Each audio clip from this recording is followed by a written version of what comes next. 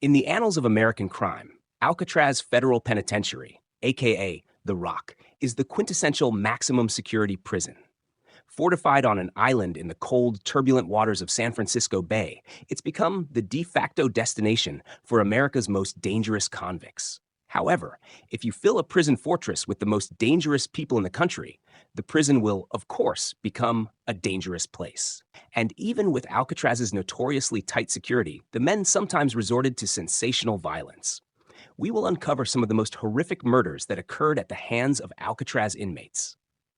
Royal Officer C. Klein, 1938. Although no escapes have been verified from Alcatraz, many attempts have been made, and when they do, the ensuing battles are often deadly. On May 22, 1938, Correctional Officer Royal Klein was supervising the prison woodshop when he made the fatal mistake of diverting his attention for a few minutes to take an inventory of supplies.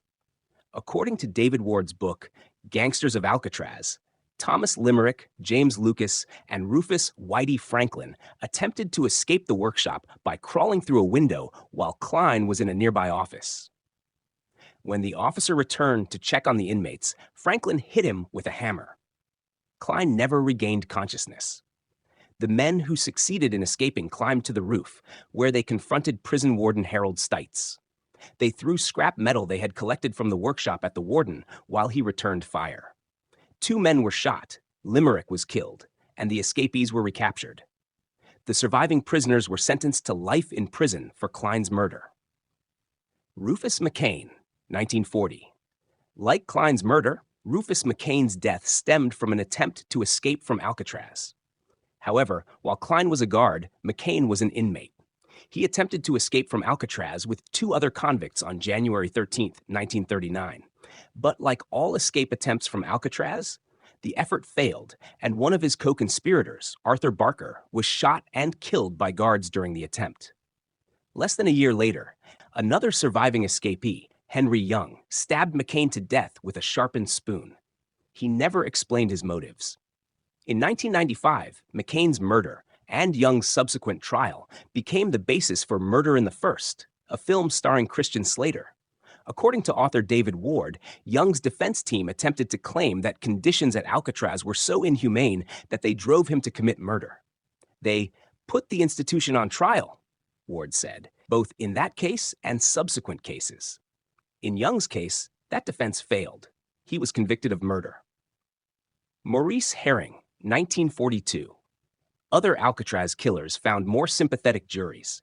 One notable case involved the murder of Maurice Herring, who had been fighting in the bathroom with inmate Cecil Snow. According to witnesses, Herring, the stronger of the two, had knocked Snow to the floor and was sitting on top of him, hitting him on the head, when Snow, brandishing a knife, stabbed his attacker in the chest and thigh, the latter injury resulting in a severed artery. Bleeding profusely, Herring staggered and collapsed due to excessive blood loss. Within half an hour, he was pronounced dead at the prison hospital. In federal court, inmates testified on Snow's behalf, claiming that Herring was the aggressor and had made numerous threats. Snow was acquitted of murder, but was nonetheless sentenced by prison staff to disciplinary isolation for nearly 3 years. The jury believed it, Ward said of the verdict. Regarding disciplinary segregation, also known as solitary confinement, Ward noted that prison officials received a lot of criticism from people who considered the conditions inhumane. It was a cell with nothing in it, and the door was barred, Ward said. When they were criticized, they started calling them behavior modification units. Claude Branch, 1945. Like Herring and McCain, Claude Branch was a prisoner who was murdered by a fellow inmate, Ralph Green. Who delivered the fatal blow with a metal prop in the prison barbershop? Unlike the previously mentioned victims, Branch initially looked like he would survive, only succumbing to his injuries after 2 days. However, during his moments of consciousness, he was so reluctant to complain to the authorities, even about his own killer, that he denied to Alcatraz officials that a fight had occurred. Ward saw Branch's refusal as emblematic of the convict code of conduct that was Alcatraz's norm. Ward explains the principles of the code. You must not do anything that interferes with the play or activities of other inmates. You should not do anything to help the staff. You should be quiet and alone. and you should never give in. Give out information about other inmates. After Branch's murder, inmates defended his killer by claiming that Branch was homosexual and regularly attempted to rape fellow inmates such as Green. As in Herring's case, the jury found Green not guilty, after which prison staff sent him to solitary confinement for 4.5 years.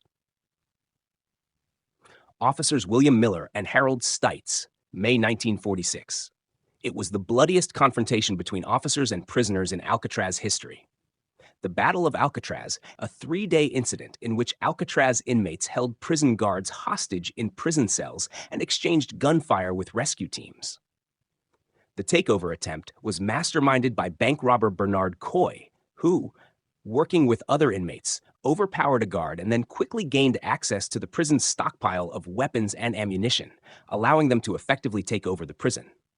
The plan, as originally designed, required using a key to get out of the cell block and onto the docks, where the prisoners would board a boat to San Francisco and be free. Officer Miller, who was being held hostage, hid the key from the prisoners in the holding cell toilet. Miller and several other prison guards were shot and tortured by inmates while they searched for the key. Miller died from his injuries, but not before he managed to identify the killer as inmate Joseph Kretzer. Officer Harold Stites, who had helped neutralize the escape attempt that claimed the life of Officer Royal Klein, was shot to death in a shootout between guards and inmates. Coy also died, along with 2 other inmates. The 3 surviving conspirators were tried and convicted of the murders, after which they tried to escape again. Thank you for watching. Help the channel grow by liking, commenting, subscribing.